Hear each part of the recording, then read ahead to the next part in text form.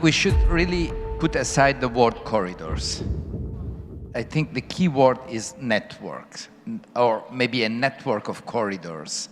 So maybe I think that and now the previous speakers, I think, repeated often the word networks.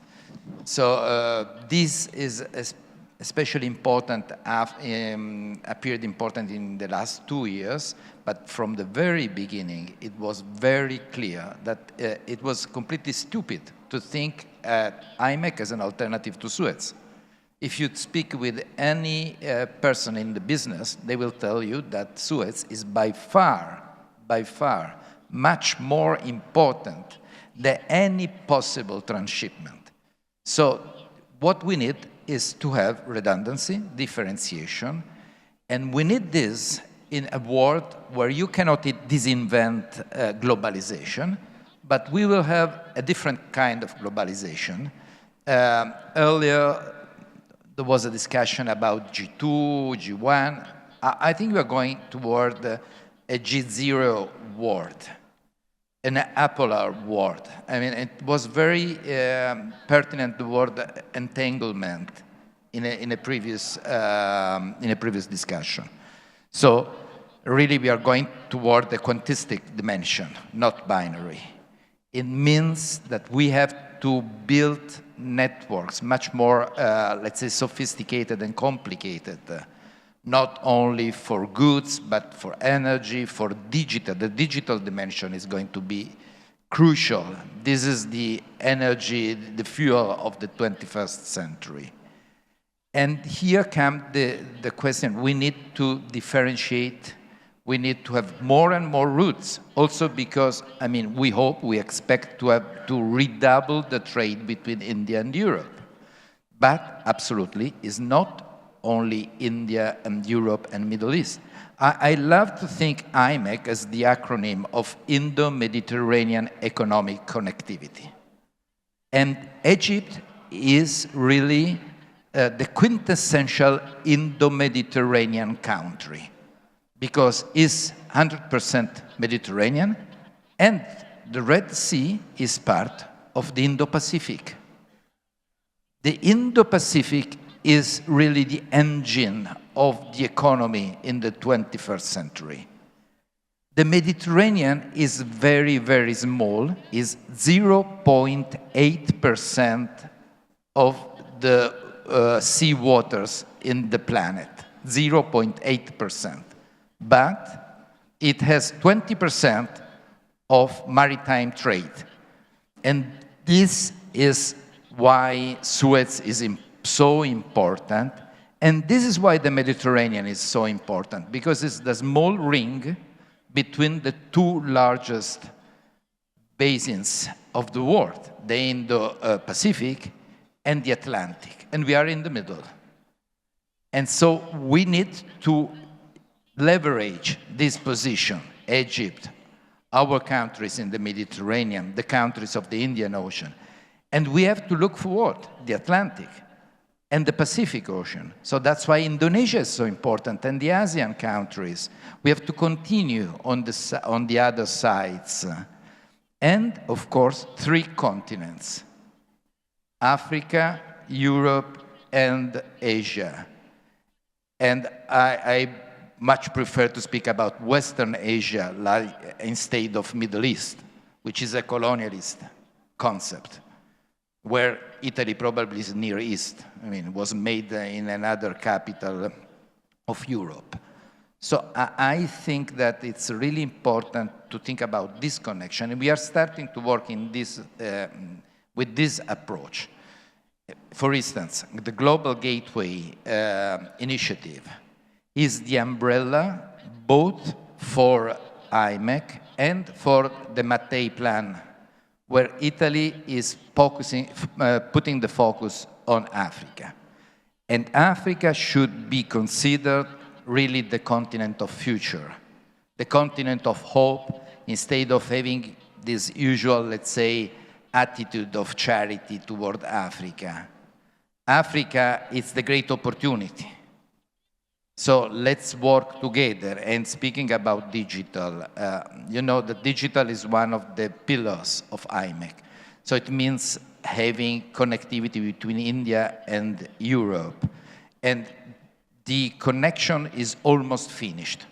So obviously the building started before the conception of IMEC. And it's Blue Raman, the project between Mumbai and Genoa, and then all the Europe and the Mediterranean. So it will pass through Djibouti, so it will not cut the Arabian Peninsula. So it's the demonstration that there is not only one route, it's not only to cut the peninsula. It will pass to Djibouti and go up in the Red Sea. But the new initiative is to have from Djibouti south on Eastern Africa to Tanzania. And this is under Global Gateway and Piano Mattei. And so this means that we can work together and we can really have complementary plans. And I think that we can make a lot together, having Egypt as really a pillar and a center for all the initiatives between all these three continents, also because like we said, I mean, this morning, the minister, Al-Wazir, said it's important to consider not only the connectivity in space, but also in time. Our wealth is not only the resources we have, but also our heritage. The museum is so important. So somehow our countries represent a lot of the past, of which we are, of course, proud. Asia, the Indo-Pacific, is the present, but Africa is the future. Now, in these days, actually, they started to happen already almost 1 year ago, and they are happening between Damietta and Trieste. They're happening in the Adriatic. So, and who is pushing this? The market. The interests of the private sectors. Then we can enjoy creating diplomatic architectures, etc., etc. They are interesting and also important frameworks. But without the interests of the private sector, you do anything. So, and what is happening now? For instance, we have a regular line between Damietta and Trieste for Ro-Ro connection, roll on, roll off. And Italy is the top destination of Egypt exports all over the world. So it means a lot for both countries.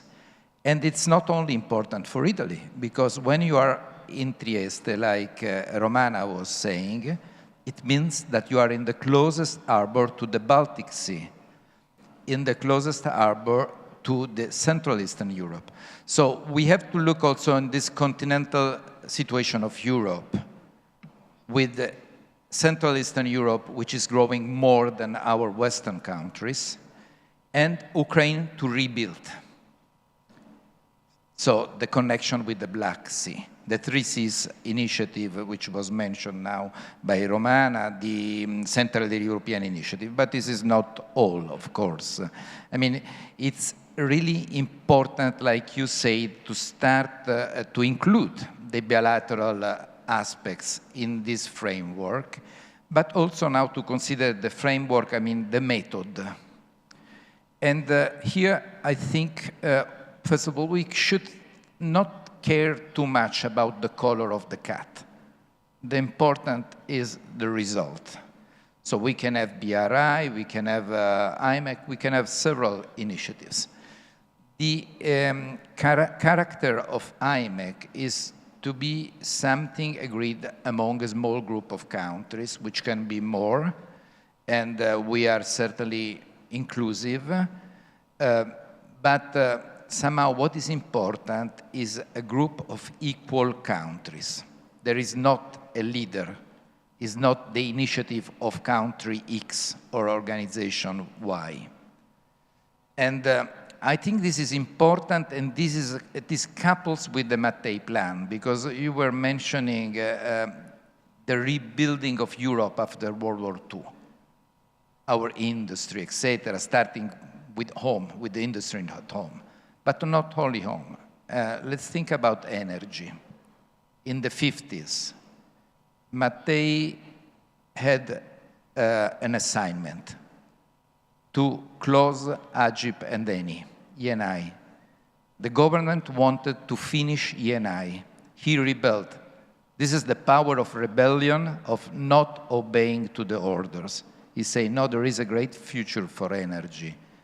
Changing the rules, changing the method. No more the predatory way the big oil and gas companies were using with the producing countries.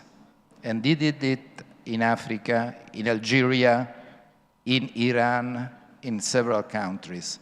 It was revolutionary, and it was a new way to work. This is the new way of the Mattei plan, not predatory and not patronizing. This is another important aspect.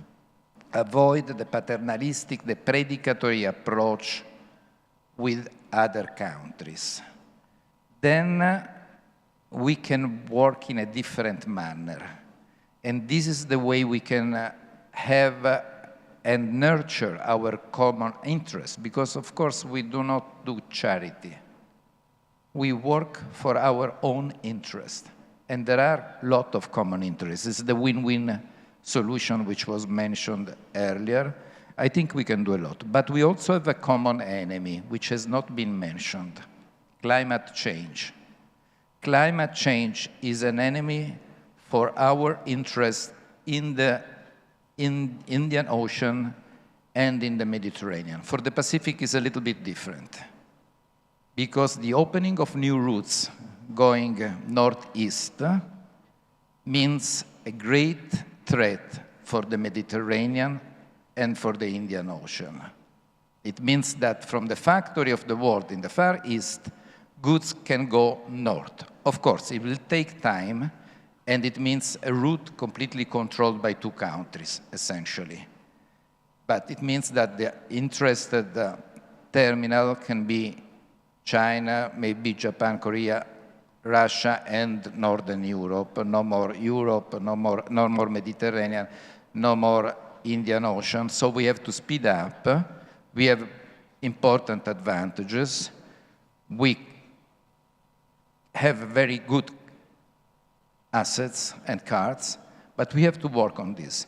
And we can work with nearshoring, with the companies based in Egypt, for instance, with factories based in Egypt, with production based in countries which are closer, where one can work in a better way. Of course, thinking that Suez will remain by far the most important access in this Indo-Mediterranean route, but we also need complementary routes, because you can have a Houthi threat, you can have a ship blocking the canal, and of course there is a differentiation of goods. It depends on the added value. Some goods can travel by air, very little part, 1% or 2%. Other can travel by rail or wheel. Other ro-ro in a short distance. This is what we are doing inside the Mediterranean. There will be more and more a mix. The important is to find the good mix, and the market will decide.